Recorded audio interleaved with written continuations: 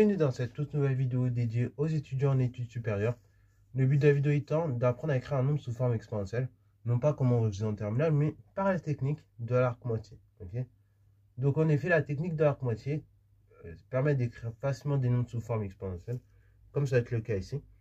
Et donc je vais vous proposer cette petite vidéo parce que c'est vrai que c'était un des exos qui traînait dans mes petits armoires d'exos, et je le trouve assez sympa, donc ça peut être pratique si vous voulez encore vous entraîner au niveau de l'arc-moitié. Okay, donc le but c'est d'écrire sous forme exponentielle ce nombre-là, qui à première vue n'a pas l'air très sympa. Ok, en réalité, vous allez voir qu'on va pouvoir faire beaucoup de simplifications au fur et à mesure de la démarche et au fur et à mesure qu'on va faire l'exercice. Donc je laisse mettre la vidéo en pause, tentez l'exercice par vous-même et ensuite on corrige. Donc correction.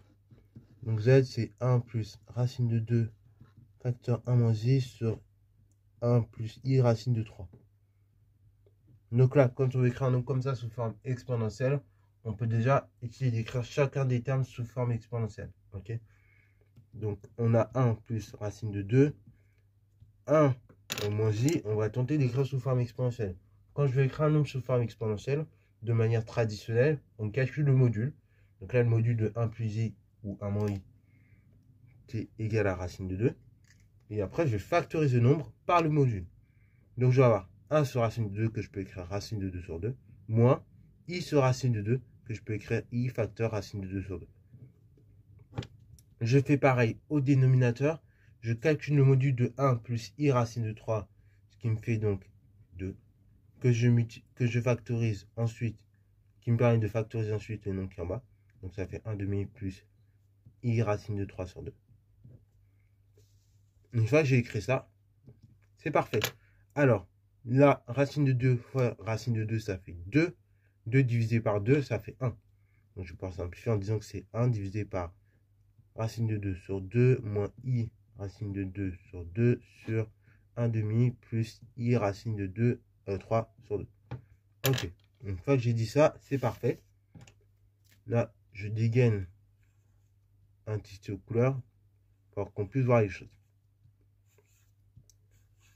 Donc là, maintenant, l'idée sera de déterminer les arguments qui correspondent pour avoir une écriture sous forme exponentielle de mes nombres.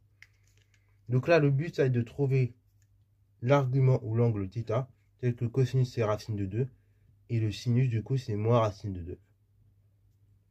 Et au dénominateur, pareil, il faut trouver un argument tel que le cosinus c'est 1 demi, et le sinus c'est racine de 3 sur 2. Bon, après connaissance de votre cercle trigo, vous remarquez très rapidement que normalement, l'argument qui convient au numérateur, c'est moins pi sur 4. Donc vous avez exponentielle moins i pi sur 4. Et au dénominateur, l'argument qui convient, c'est donc la chose suivante, c'est tout simplement pi sur 3. Donc vous avez exponentielle i pi sur 3. Ça fait 1 plus exponentielle moins i pi sur 4 plus pi sur 3. On simplifie tout, ça fait 1 exponentielle moins i. Je mets tout sur 12, donc en mettant tout sur 12, je vais avoir 7 pi sur 12. Avec un moins bien évidemment devant. Donc 1 plus exponentielle moins i 7 pi sur 12. Maintenant, l'affaire n'est pas terminée. On veut écrire tout ce nombre-là sous forme exponentielle. Et ça, c'est pas sous forme exponentielle. Donc là, on passe par la technique de l'arc-moitié. Donc la technique de l'arc-moitié vous dit quoi? Elle vous dit je factorise le nombre qui est là par exponentielle i, somme des deux arguments qu'on divise par 2. Ici, 1, c'est l'argument, c'est 0. Ici, le deuxième argument, c'est 7 pi, moins 7 pi sur 12. Donc, la somme des deux, c'est moins 7 pi sur 12, que j'ai divisé par 2. Donc, ça fait moins 7 pi sur 24. Exponentielle moins i 7 pi sur 24. Enfin, plus d'ailleurs. Parce que le but, c'est de revenir à 0. Au niveau de l'exponentielle. Donc là, on va voir si j'avais moins i 7 pi sur 24. Là, du coup, je vais avoir exponentielle i 7 pi sur 24. Et après, j'ajoute à ça exponentielle moins i 7 pi sur 24. Du coup, parce que j'ai l'argument du premier. Donc l'argument du second, c'est juste l'opposé de l'argument du premier. Quand on factorise. Ça fait z égale exponentielle moins i 7 pi sur 24 fois 2 fois cosinus de 7 pi sur 24. Après, si votre objectif c'est de trouver que vaut le cosinus de 7 pi sur 24, bon courage, c'est une autre affaire. Là, en tout cas, tel qu'on a écrit le nombre, il est sous forme exponentielle. Voilà. Sur ce, c'est la fin de la vidéo. J'espère qu'elle t'a plu. Si c'est le cas, n'hésite surtout pas à la liker, commenter et balancer toi en mathématiques et en sciences.